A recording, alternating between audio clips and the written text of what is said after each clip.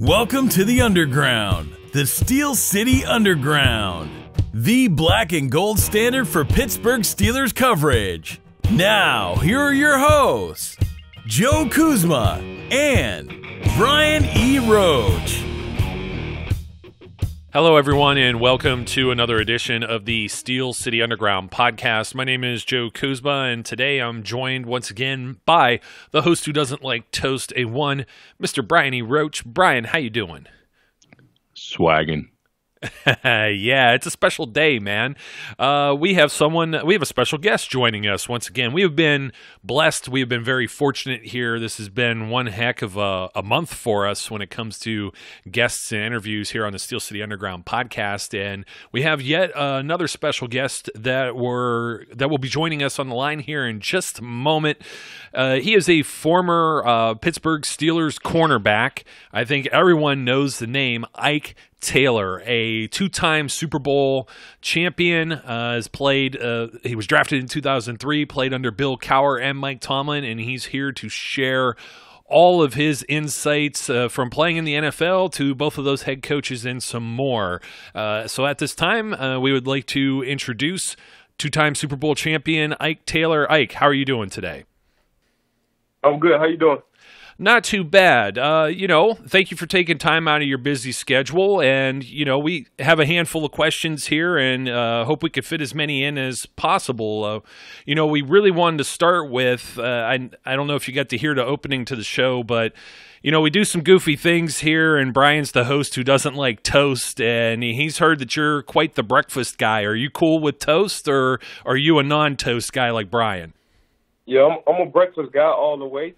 And I binge off and on toast. So I might not eat bread for like 5 months out the year. Then I just go hard on bread for the other 5. That's pretty good. I mean, that sounds like Brian's just been on a recent non-carb diet. I'm sorry. I always throw that out there for you, Brian. And he's. Yeah, I know. You're very kind. I know, I'm very kind, but it's something to be very proud of. So, why don't we dig right into it? You joined the Pittsburgh Steelers in 2003. You were drafted, and you have, or I should say, you had quite the relationship with Dan Rooney. Can you tell us how that impacted your career and or overall your life? Yeah, it was more of my life than my career. So what I tell people all the time, when the head guy's humble, when he knows, for the most part, your wife or your kid's name, he got a lot of cycling faces that come in and out of that organization when it comes football time. So for Papa Rooney, y'all might know him as Dan Rooney. For Papa Rooney, for me, it was just seeing how humble he was and how much of a people person he was. When it was time to make the big decisions, you can ask anybody in that building. Once he put his foot down, it was a wrap. Really, you can ask anybody in the league, whether you're a CEO or employee of Mr. Rooney. Once he put his foot down, it was a wrap. But him and I relationship, honestly, I really can't put, a specific time, place. I just value the time I share it with him. So, I'm just looking at the situation. Usually guys that high up in rank or have that kind of power,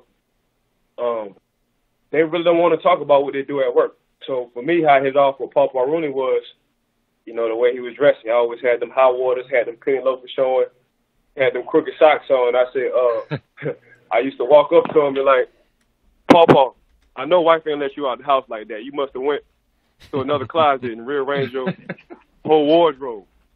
And that was the laugh.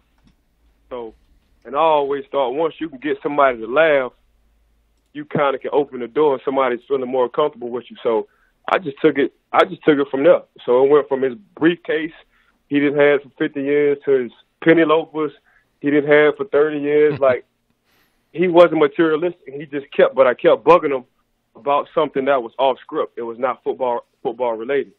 So then it became, personal, as in, what you like to do. What are some of your hobbies other than running this organization? Papa, he liked to fly planes and all that good stuff. So I got to him on the level where it was more of a friendship than I was his employee, because from day one, that's how I treated him. Like, I treated him I wanted to be a friend and kind of pick his brain.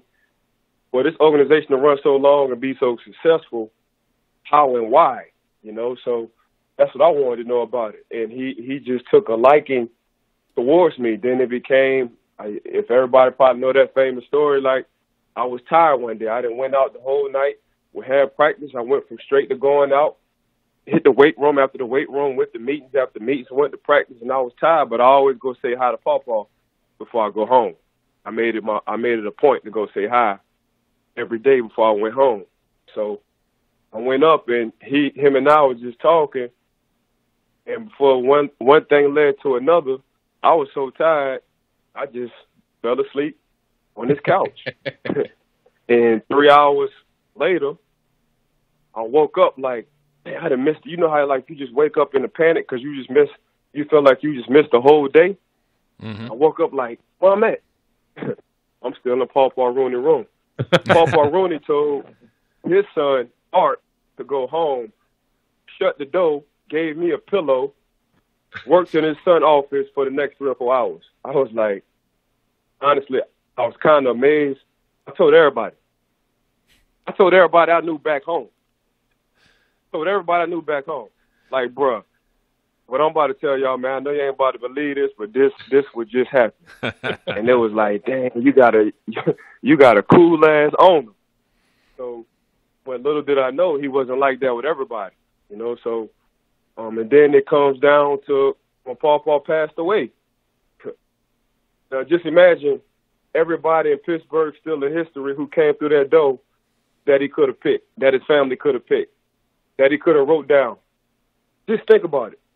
So I got chosen by his family and Mr. Art to be one of the pallbearers. Wow. And as soon as I found out Pawpaw Rooney had passed, Mr. Art called me like 2 days later, and he didn't have to say a word. I said yes. All he said was, Ike. I said yes. Wow. He was like, how you know what I was about to say? I said, shh. You know our relationship. Yes. I said, I hate to tell you, but I feel like I'm one of the Ronies. Wow. He was like, okay, enough said. And if you just look at pictures, you see me and his grandsons carrying, Mr. Art, carrying them off into the sunset. So, but that really didn't, like, everybody knew we had a relationship. But once everybody saw I was a pallbearer, it was like, and excuse me for cursing, they was like, oh yeah, this shit is real. This is real. They had a real live relationship. It's real. So, yep. That's what it was. Wow, I don't know how you follow that one up, Brian. Well, or if you can, I went back into the archives, and there's I don't want to call him popular because I can't stand him, but he's well known. A guy named Mark Madden. I'm sure you've heard his name. When you were drafted, I don't know whether you know this or not, but when you were drafted, he called you the worst pick in team history. Then followed it up by saying you will be a bust for the Steelers, and the only person he's going to hurt will be me after he reads this column, meaning Mark Madden. And, obviously he's wrong, which he is most of the time. But one of the things that made me think about that is, when you hear that kind of negativity coming from, the media, how does that fuel you? How does that, drive you to succeed? You got to understand, and I hate to put it this way, but this will kind of make it so special. Usually, other than quarterbacks, at least 60% of the NFL, most of the kids just came up from a rough upbringing. So that's all I knew. All I knew was you can't do this. All I knew was only a few people make it. All I knew was, you're striving to be something you can't. So all I knew was negativity since I was small. Like, I bet you can't. I bet you can't do this. I bet you can't do that. I bet you can't do this. So you just get so immune to hear it, you don't really hear it. You don't even hear it. It's like, dang, I've been hushing all my doubters since I was 8 years old. So now I'm just doing it on a national level. So, yeah, I saw it. I read the paper. I put it on my refrigerator, and I don't even say his name. I just say I put it on my refrigerator, and I took off. So, 12 years later, 2 Super Bowl rings. What a hell of a bust. Yeah. Well, on a similar topic, and we're coming with, I guess, the hot and heavy stuff right away, but I know you're on a limited time schedule here.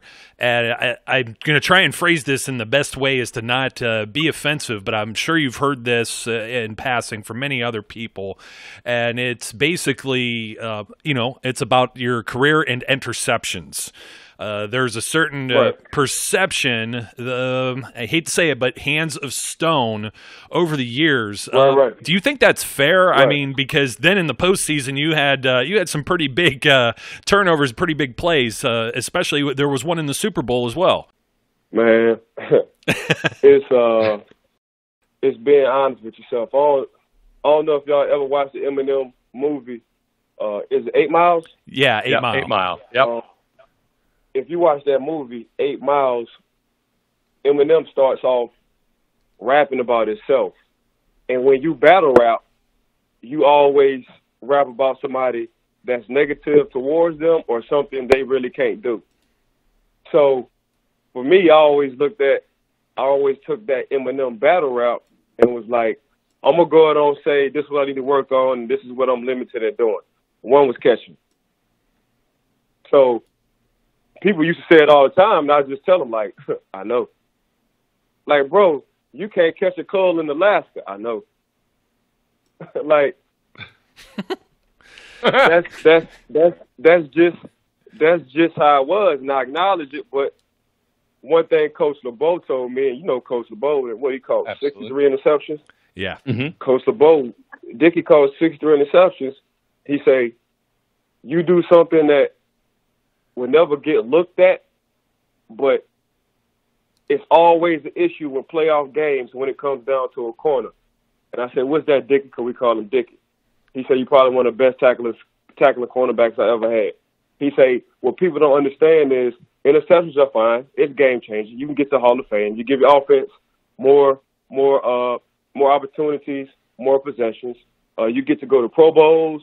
You get to go to All-Pro if you catch enough. And if your stats is good enough, you get to go to the Hall of Fame. But, they don't get your one-on-one in open space. And you don't know when the cavalry is coming. And you don't mind playing with your back against the wall and tackling in the open space and making these huge hits. You don't mind doing that. That's a stat. That's something people won't see.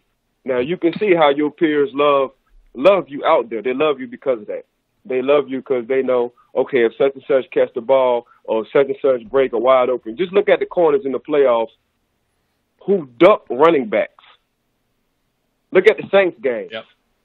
Look at the Chargers games. Look at the cornerbacks. Yeah, they got the stats. They got the interceptions. But look at how the Tennessee Titans game plan was. We're going to run it on the edges because their corners don't like to tackle. Mm-hmm. Just look at the game plan. And the offensive coordinator tell you if they got a nice running back, we're not going to pass against a good cornerback. We're going to run it to them. And year in and year out, it always comes to fruition in the playoffs because OCs, they be OCs by every 4 games. So they grade themselves 4 games. That's the first quarter. Then the next 4, that's the second quarter. Then the next 4, that's the third quarter. And once the playoff hit, we didn't gather all this information, and the information has been going on for years. Corners don't like to tackle. And if you just look at the playoff and the Super Bowl runs, now, we talk about all this fantasy football during the regular season.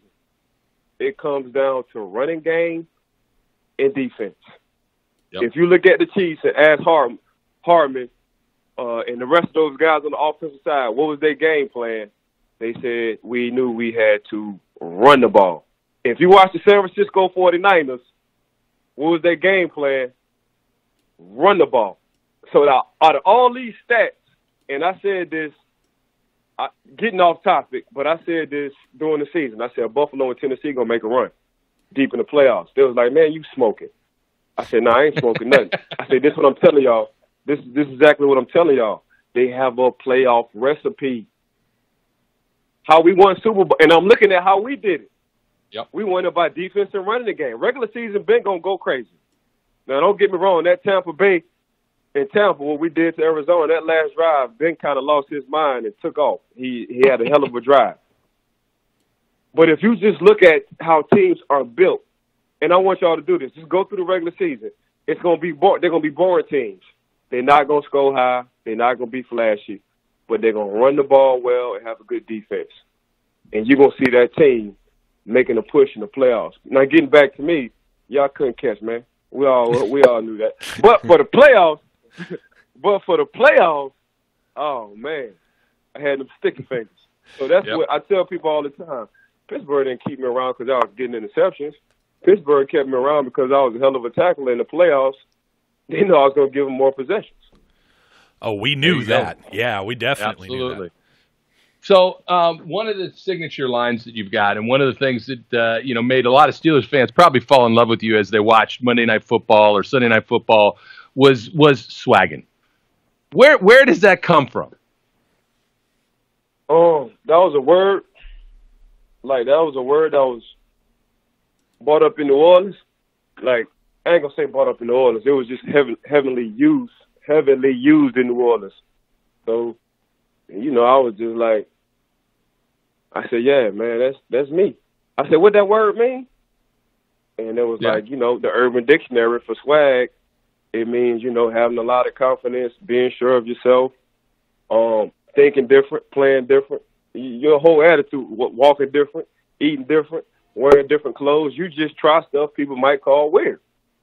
But you got that swag and you wear it with confidence, people got to respect it. So I just thought my game was like that. Like, I thought my game was all the way different. I always thought I had that kind of swag and brought that to my game. Like, when you played Ike Taylor, you already knew what kind of game it was going to be. It was going to be an in-the-ring boxing match.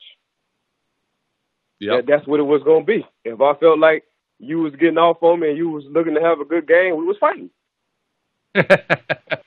Yeah, now and that's how it was.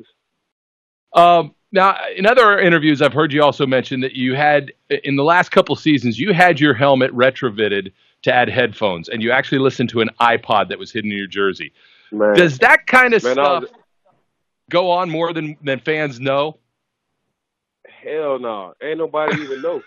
Like, ain't nobody knew till I said something last year. Like, man, I didn't mess because I was like, dang, if an OC and a defense coordinator can talk to the quarterback and the middle linebacker, the captain of the team, I wonder if I could put the same thing, probably get it Bluetooth style, and get my little nano, download some songs on my nano, and just wear it somewhere on me. And I wind up doing it. I started off in OTAs.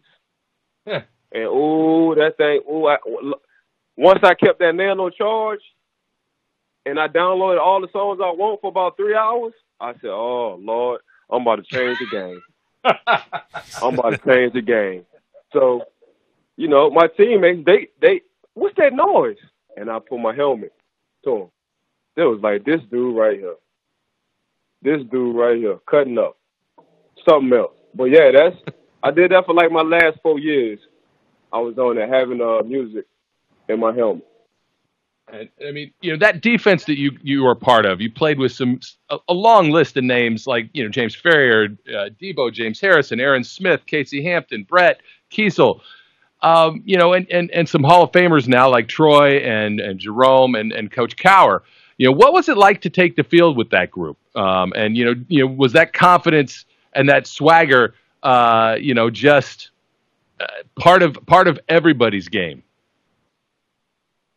Coach Cowher pushed. Well, you forgot Mr. Rooney, so that's 4. That's true. That's right. 4. That's 4. I'm sorry, and you forgot Dick LeBeau. Yes, that's true too. Oh man, I'm sure we left out a lot that we didn't want to. It's like a truncated list. I was surrounded by greatness. Yeah, I'm surrounded. So I got the owner Hall of Fame, sincere, genuine person. I got the head coach who pushed you mentally. He got the last drop out of you mentally. He pushed you to where limits you thought you couldn't go. And that was from the first to the 53rd guy on the roster, Coach Cowher. Bam. Then I get Dickey. And he ain't nothing but another Dan Rooney. So you get a guy who's a Hall of Famer, 63 interceptions, been in the game playing and coaching for like 65 years, but he cool as hell. So he don't do no yelling. So the softer he talk, the more it hurts. Like, so now we got Dad. So you don't want to let Dad down because Dad's sacrificing, coming in on Mondays. Dickie coming in on Mondays talking about some, man, I wish I would have put y'all in a better position. Y'all made me look good on this play. And we like, what? You wish you, so everything you call and you don't feel is correct? Nah, I just draw it up and y'all execute. What? Oh, for sure, we running through a brick wall for Dickey. Yeah. For sure. Yeah. Because you got a Hall of Famer who's sincere, who put us before him. So that's what made us push the Hall of Fame committee to get him in, if you recall. Yes. Because Dickey wasn't in at the time, so we all, you know what we did? Man, we pushed for the Hall of Fame committee to get that man in because they've been cheating for a long time. Should be They've in been cheating twice. for a long time. Should be in as a coach and a player. As a coach and as a player. Yeah. Yep. Absolutely. He could be one of the first.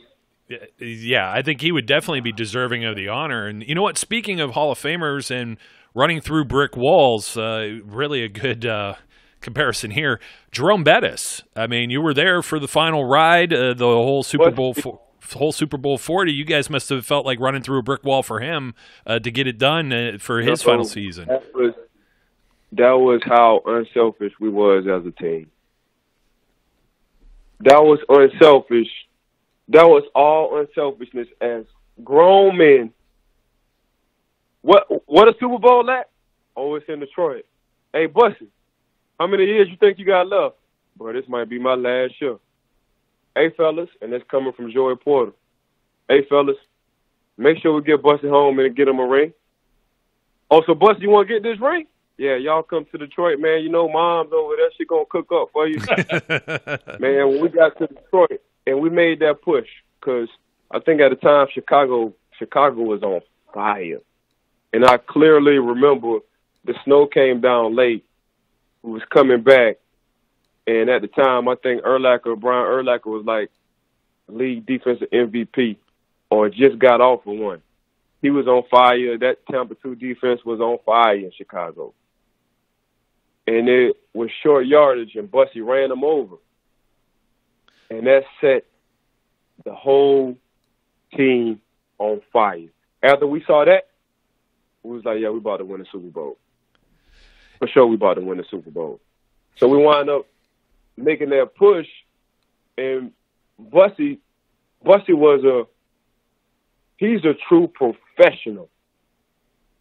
So he shows you how to be a true professional. Charity events, giving back, dressing up, staying neat, understanding your body is your investment. That's Bussy. I got 5 things in one person, and he's going to the Hall of Fame. Damn, I'm surrounded by greatness. So now we go to Troy. And I look at Troy like this here. If you're looking for a superhuman, if you're looking at from a spiritual standpoint to a Dan Rooney, to a Dick LeBeau, and we used to call Troy Baby Jesus. That's Troy. He all in one. So he baby Jesus, Dan Rooney, Dick LeBeau, all in one as a human being. On the field, he was the Tasmanian devil. Yeah, I mean, you're just surrounded. Talk about being surrounded by greatness. Now you transition. Yeah, well, not only playing under Bill Cowher, but now you move on and you're playing with Mike Tomlin as the new head coach. And I kind of wanted to ask either what the transition to Mike Tomlin was like, because you got to 2 Super Bowls, got one extra ring there, and then of course, what are your thoughts not only on the transition, but would you put Mike Tomlin in that same type of Hall of Fame category? I know maybe not right away. I don't think he's planning on quitting anytime soon, but in the future here, right? He, at his rate, he will surpass in 2 years every stat that Coach Cowher got in 2 years. If you go stat for stat and compare, I think the only thing Coach Cowher has on him is playoff wins, and I want to say that's like 3 or 4 playoff wins. Other than that, he got a Super Bowl with the Pittsburgh Steelers and with Tampa Bay, so he got him 2 Super Bowls. Yeah, true. Yeah, and there's a lot of coaches too that we make comparisons. There's a lot of coaches that only have one Super Bowl that are in there, and maybe not even the type of win percentage or the amount of wins that Mike Tomlin has. But was there what year this is? What year this is for Coach Tomlin? Ooh, 13? Has he headed into 13 now? 14? I think. Yeah. Listen to this. Man never had a losing season in 13 years. Yeah, I mean, this last season, that defense started to kind of reemerge and looks like, not to steal your catchphrase, but they got their own swagger going now, right? When you look at that current group, what do you see in them, and do you think they can get better, or what do they need to do to even improve more? They finally started playing for each other. I thought the talent was always there. I didn't think they played for each other. I thought it was more stats, Instagram likes. But now, from what I see from a distance, the camaraderie is building back up, and you start playing for Joe Hayden. Start playing for Cam now. So it's to start playing for Devin Bush now. Like that's what I'm saying. The brotherhood is coming back now. Gotcha. So all the Super Bowl teams have brotherhood. Just look how much fun they be having. Just look at the teams that's winning Super Bowls and making deep pushes. They're having fun. It's a brotherhood. It's a brotherhood. Well, that was it's a brotherhood. That was Ben's tagline for the one Super Bowl team, Band of Brothers, right? Somebody came up, but that's like, and I got to tip my hat to Joey Porter because Peasy started that. Joey Porter started that leave your ego at the front door attitude. Joey Porter probably one of the only people I know who can really hang with somebody who's homeless and make them feel good and be genuine about it, because he'll really lay down on the street and talk to you and chop it up with a CEO. It's not too many people. It's not too many people that can engage all the way at the bottom to the top. So Peasy started all this, man, make sure let's get a pot. A pot full of what? Everybody chip in a pot full of money so we can get Christmas presents for the janitor and the ladies who work in the cafeteria. And the ladies upstairs doing all this paperwork for 10 hours. Hey, if y'all making big bucks, man, why don't you put $500-$600 in the pot? Hey, for the guys who really ain't making it, put $150 in the pot. So the big guys who making big money, man, put $2,000 in the pot, man, so we can serve these people so they can make sure, we appreciate them. That's how it started. Wow. It was like, everybody's included when it comes down to winning. No stone left unturned. Yeah. He was like, man, we're going to leave our ego at the door. This what we're doing. We take care of everybody. For us to go where we need to go, it's going to take everybody in this building. Boy, he wasn't lying. And to this day, I still keep that same recipe. To this day, I still keep that same recipe. So I was surrounded. Man, I was going for days. I was surrounded by nothing but great people. I mean, if I can go on for 12 hours with Troy because he's a brother to me. But hell, Pouncey gonna get in the Hall of Fame. Big Ben gonna get in the Hall of Fame. If the Castros stay healthy, he going to get in the Hall of Fame. If Joe can make a real good push the next 2 years, he might have a chance of getting in the Hall of Fame. Coach Tomlin going to get in the Hall of Fame. All these people I didn't play with. Alan Faneca, they slighted Alan Faneca. Yes. He should have been there. Yep. All these people I didn't play with. Yes, that's amazing. And you know what? Being surrounded by all of these great folks, I asked this of anyone that we have on the interview that I get to speak with personally, because you've been around so many great people. I always ask, what's the best piece of advice anyone's given you? By all means, you don't have to pick one certain piece, and I know it's a really tough question, but this is something I like to ask because you just never know what kind of tools I could take and put in my own toolkit too and apply to my own life. So I always like to hear this. So, Ike, what's the best piece of advice anyone's given you? Unselfish. Being unselfish. Like, I got a son, he's 13. We done won 2 national championships for AAU, and I preach to my kids how important it is being unselfish and playing for your brother. This whatever I do. Like, if us three in the same building, and regardless on how y'all feel my status might be, man, if you like to go eat burgers, and I don't even eat meat, but since we're in the same building, I feel like this going to build camaraderie, and you get more comfortable with me, and me get more comfortable with you, guess what? If we're going to a burger spot, I'm going to say, man, give me a burger. Mike, I thought you ain't eat meat. Hey, man, I got to show y'all this. I'm all in. And this the depth I'm going. And that's what it does. When it feels good helping others. You know, y'all, just for y'all just to call me and me, talk about this conversation of throwback conversation. This the early 2000s, 2006, 2005. Like, it feels good talking about it. As much as y'all feel like y'all doing me a favor, I'm like, shit. I'm doing y'all a favor, y'all doing me a favor. Like, that's because it's just something I like talking about. Well, trust us. If we had you all day, we could keep you all day for sure. So. Absolutely. And I know you've been keeping busy since you retired, and you've got stuff going on. But this, we so appreciate you coming on and giving us some insights. What's going on with you right now? What's going on with Ike Taylor's world that people should be paying attention to? So every Tuesday, me and Mark Bergen, Believe in Steelers podcast. You can catch us every Tuesday. We record on Tuesday. He puts it up throughout the day.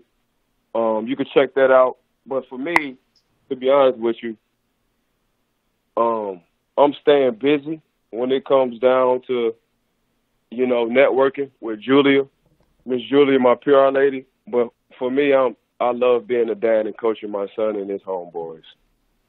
Like, there's no pay, but the benefits of one of the parents calling me, texting me last week was like,